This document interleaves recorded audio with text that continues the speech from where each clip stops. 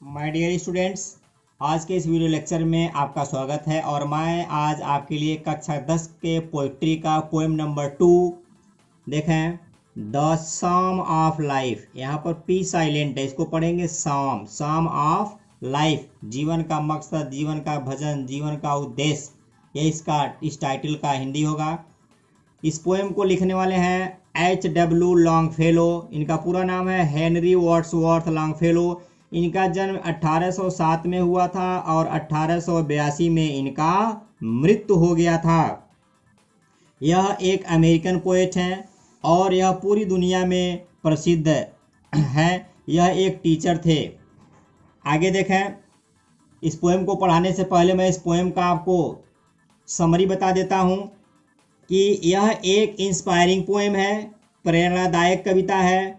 और इस कविता में कवि कहता है कि जिंदगी एक वास्तविकता है, न कि एक स्वप्न है। जिंदगी वास्तविक है, स्वप्न के समान नहीं है। इसका एक निश्चित लक्ष्य होता है। इसका मतलब मात्र आनंद या शोक नहीं है। जिंदगी एक युद्ध जैसी है जो संघर्ष और कठिनाइयों से भरी हुई होती है। जिंदगी में हमारा मुख्य कर्तव्य कड़ी मेहनत और दिन प्रतिदिन प्रगति करना होता है। कठिन परिश्रम करने के साथ साथ हम दिन प्रतिदिन प्रगति करते रहें। कवि नवयुवकों को, आप जैसे लोगों को सुझाव और सलाह देता है कि आपको जिंदगी की परिस्थितियों का सामना साहस तथा उत्साहपूर्ण ढंग से करना चाहिए और दूसरों के लिए एक प्रेरणा स्रोत बनना चाहिए। आपको एक ऐसा आइकन बनना चाहिए कि आने वाली पीढ़ियां, आपके अगल बगल के लोग आपसे प्रेरित होकर के अपने कार्यों को करें। और कवि नवयुवकों को पुनः धैर्यवान तथा परिश्रमी होने के लिए कहता है और कहता है कि आप लोगों को किसी भी परिणाम के लिए तैयार रहना चाहिए। जो भी कार्य है उसको करने के लिए तैयार रहना चाहिए। स्टूडेंट्स, मैं आपसे एक चीज़ कहना चाहता हूं कि क्या आप चाहते हैं कि आपको बिना कोचिंग किए आपका हाई स्कूल का पूरा सिलेबस तैयार हो जाए, आप एग्जाम में 70 में 70 अंक करके आएँ? अगर आप चाहते हैं तो आप मेरे चैनल को अभी सब्सक्राइब कर लीजिए, ताकि जब भी मैं नया वीडियो अपलोड करूं तो सबसे पहले वीडियो का नोटिफिकेशन आपके पास पहुंचे और आप घर बैठे मेरे चैनल के माध्यम से अपने सिलेबस का एक एक चीज़ क्लियर कर लें स्टूडेंट्स। और आपको जो चीज़ न समझ में आए वो कमेंट बॉक्स में मेरे पर्सनल नंबर पर भी आप भेज सकते हैं। मैं आपके लिए वो एक एक टॉपिक पर वीडियो बनाऊंगा। अगर आपको फिर भी नहीं समझ में आएगा तो मैं आपके लिए अलग से एक वीडियो बना करके अपलोड करूंगा, लेकिन मैं आपको समझा करके ही रहूंगा। तो आइए स्टूडेंट्स, आगे बढ़ते हैं। Life is real, life is earnest and the grave is not its goal. Dust thou art to dust returnest is not spoken of the soul। कवि क्या कहता है? कहता है life is real. Real means क्या होगा? वास्तविक। जीवन वास्तविक है। लाइफ इज अर्नेस्ट, और अर्नेस्ट मीन्स सच्चा होगा। जीवन सच्चा है। अर्थात कवि के कहने का मतलब क्या है कि जीवन वास्तविक है और ईमानदारी से कुछ प्राप्त करने के लिए है। ईमानदारी से हासिल करना है आपको जिस भी चीज को आप चाहते हैं। आगे क्या कहता है? एंड और द ग्रेव मीन्स होता है कब्र। Is a not its goal. It's मतलब होता है इसका, गोल मीन्स होता है लक्ष्य। कहता है कब्र हमारे जीवन का लक्ष्य नहीं है या नहीं होना चाहिए।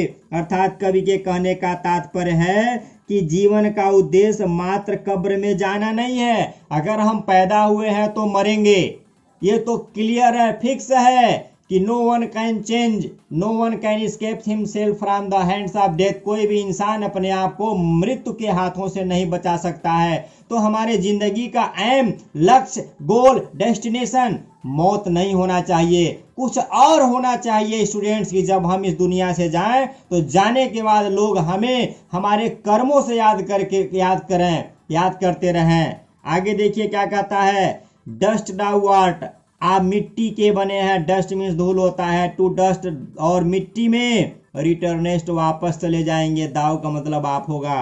कवि कहता है कि आप मिट्टी के बने हैं, आप धूल के बने हैं और आप पुनः मृत्युपरांत आपकी बॉडी मिट्टी में मिल जाएगी।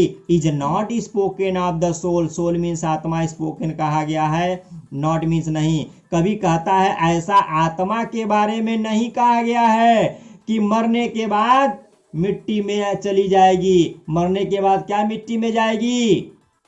शरीर, आपकी बॉडी, आत्मा अजर और अमर है। जिस प्रकार से हम पुराने वस्त्रों को त्याग करके नए वस्त्रों को धारण करते हैं, उसी प्रकार से हमारी आत्मा भी हमारे पुराने जीर्णहीन जो शरीर होता है उसको त्याग करके जो है नए शरीर में पुनः प्रवेश करती है। तो कवि के कहने का तात्पर्य क्या है? इस 4 लाइन का फिर से आप देख लें एक बार। कहता है कि जीवन वास्तविक है और ईमानदारी से कुछ प्राप्त करने के लिए है। जीवन का उद्देश्य मात्र कब्र में जाना नहीं है। मनुष्य का शरीर मिट्टी का बना हुआ है और मरने के बाद मिट्टी में ही मिल जाएगा। आत्मा के लिए यह बात सत्य नहीं है, अर्थात आत्मा अजर और अमर है। Soul is immortal while body is mortal. आगे देखें, कभी कहता है नॉट इंजॉयमेंट, अर्थात न तो आनंद, एंड नॉट सारो और न ही दुख, इज आवर डेस्टिनीड का मतलब होता है भाग्य में लिखा होना। इंड का मतलब होता है यहाँ उद्देश्य। वे का मतलब होगा रास्ता, यानी यहाँ भी उद्देश्य होगा। कवि क्या कहता है कि आनंद और दुख भोगना ही हमारे जीवन का अंतिम उद्देश्य या वे मतलब मार्ग नहीं है कि हमारे जिंदगी का यह उद्देश्य होना चाहिए कि हम दुख भोगेंगे, या हमारे जीवन का यह उद्देश्य होना चाहिए कि हम दुख भोगेंगे। इस तरह का नहीं होना चाहिए। कवि के कहने का तात्पर्य है हमें भाग्यवादी होना चाहिए।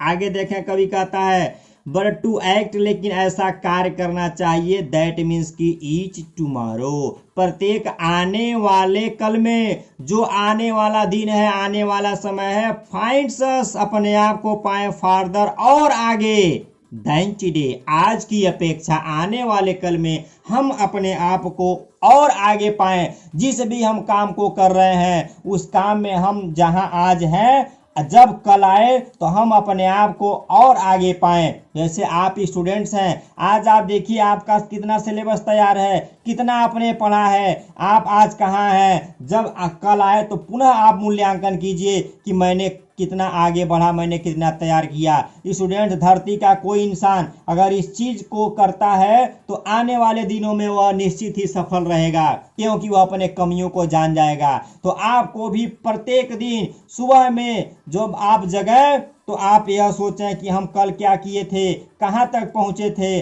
और आज हमें जो है कहाँ तक पहुँचना है। और रात में सोते समय बिस्तर पर जब आप हो तो आप यह सोचें कि हम आज दिन में कितना किए हैं, आप कितना आगे बढ़े हैं, कितना तैयार किए हैं। तो ये कवि हमें मैसेज देना चाहता है। और कवि कहता है in the world's broad field of battle, battle मतलब होता है युद्ध, और ब्रॉड फील्ड कहता है कि यह दुनिया, ब्रॉड मीन्स चौड़ा, कहता है दुनिया एक चौड़ी रणभूमि है, एक युद्ध का मैदान है, युद्ध के क्षेत्र के समान है। और क्या कहता है इन द वेब्यूक ऑफ लाइफ, वेब्यूक का मतलब होता है अस्थायी पड़ाव, और इसमें हमारा जीवन, हमारा जो जिंदगी है वह एक अस्थायी पड़ाव है। अर्थात जिस तरह से जो सिपाही कैंप में होता है, आज यहाँ कल वहाँ परसों वहाँ, वैसे ही हमारी जिंदगी है। जिंदगी एक पानी के बुलबुले के समान है, कब वह पानी का बुलबुला फूट जाएगा और हम जो है यहाँ से जो है यमराज के दरबार में चले जाएंगे, ऐसा जो है फिक्स नहीं है। तो आगे कवि क्या कहता है be not like dumb, dumb means गूंगा, कहता गूंगे मत बनो। ड्रिवेन केटल, केटल मीन्स जानवर, ड्रिवेन मतलब होता है बधे हुए। कवि कहता है कि बधे हुए जानवरों की तरह से मत रहिए। जैसे एक बधा हुआ जानवर एक ही जगह, एक ही खूंट के अगल बगल चक्कर लगाता है, वैसे लगाने वाले न रहिए। कुएं के मेढक के समान न रहिए कि अपने आप को सीमित संसाधनों में, सीमित जगहों पर सिमटा लीजिए। ऐसा नहीं करना चाहिए। अपने दृष्टिकोण को बढ़ाइए, अपने कार्य क्षेत्र को बढ़ाइए। बी अ हीरो, एक हीरो बनिए। हीरो का मतलब यहाँ सूरवीर से है। इन द स्ट्राइफ का मतलब होता है संघर्ष, संघर्ष कीजिए और संघर्ष करने के बाद आप इस अपने संघर्ष में हीरो बनिए। यहाँ हीरो का तात्पर्य वह रील का हीरो नहीं है, रियल का हीरो बनिए। REAL, रियल का हीरो बनिए। आप जिस काम को कर रहे हैं उस काम में आप नंबर 1 हो जाइए, आप हीरो बन जाएंगे। अगर आप पढ़ रहे हैं, आप स्टूडेंट्स हैं, आप दिल पर हाथ रख करके बताइए कि आप अपने क्लास में नंबर 1 पर हैं। आप अपने ग्राम क्षेत्र जहां भी आप रहते हैं, देखिए आप नंबर 1 पर हैं। अगर आप नंबर 1 पर हैं तो आप हीरो हैं, आप हीरो हैं, हीरो।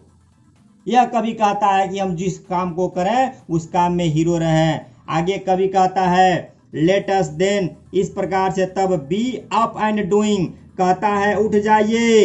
इसमें कवि हमें शिक्षा देता है और देते हुए कहता है कि हमें क्रियाशील हो जाना चाहिए और विद हार्ट, दिल से फारे नहीं फेट, फेट का मतलब भाग्य होगा, भाग्य में आने वाले किसी भी कार्य को करने के लिए साहस और दिल से लग जाइए। और स्टिल अचीविंग, कहता स्टिल का मतलब क्या होगा, अभी भी, कहता अभी भी, अचीविंग कहता है प्राप्त कीजिए। स्टिल परसुइंग मतलब होता है अनुसरण करना, आप अच्छी अच्छी चीजों का अनुसरण कीजिए। लर्न टू लेबर, और परिश्रम करना सीखिए। एंड टू वेट, और प्रतीक्षा कीजिए इसके अपने फल का। एक बार इसका अर्थ पुनः देख लें, यहां से देख लें आप लेटेस्ट देन से, कि कभी हमें यह शिक्षा देता है कि मनुष्य को क्रियाशील होकर के बिना परिणाम की इच्छा किए साहस से अपने कार्य में लग जाना चाहिए। हमें लगातार अपने उद्देश्यों की पूर्ति के लिए संबद्ध रहना चाहिए और बिना किसी चिंता के परिश्रम करना जारी रखना चाहिए। अगर हम यह करते हैं तो अपनी जिंदगी में एक नई मंजिल को हासिल करेंगे, एक नई ऊंचाइयों को हासिल करेंगे। यह कवि के कहने का तात्पर्य है, कवि के कहने का मतलब है। तो स्टूडेंट्स, आई होप कि आपको यह दूसरा पोएम भी समझ में आ चुका होगा। मैं पहला पोएम द फाउंटेन पढ़ा दिया हूं, अगर आप नहीं पढ़े हैं तो इस वीडियो के डिस्क्रिप्शन में जाइए, वहां से लिंक मिल जाएगा, वहां से वीडियो को देख लीजिए। और आप इस चैनल के प्लेलिस्ट में जाइए, वहां पर मैं आपके लिए प्रोज का अलग, पोइट्री का अलग, ट्रांसलेशन का अलग, वॉइस का अलग, एक एक चीज का मैं आपके लिए प्लेलिस्ट बना दिया हूं, ताकि आप घर बैठे मेरे चैनल के माध्यम से अपने हाई स्कूल का अच्छी तरह से तैयारी कर लें। तो आप वहां से जाकर के देखिए, मेरे चैनल को शेयर कीजिए, सब्सक्राइब कीजिए, मेरे हौसले को बढ़ाइए शेयर और सब्सक्राइब करके, ताकि मैं आपके लिए नित नए दिन एक से एक बढ़कर एक से एक अच्छे से अच्छे वीडियो बना करके लाऊं। तो मिलते हैं अगले वीडियो में, तब तक के लिए अलविदा।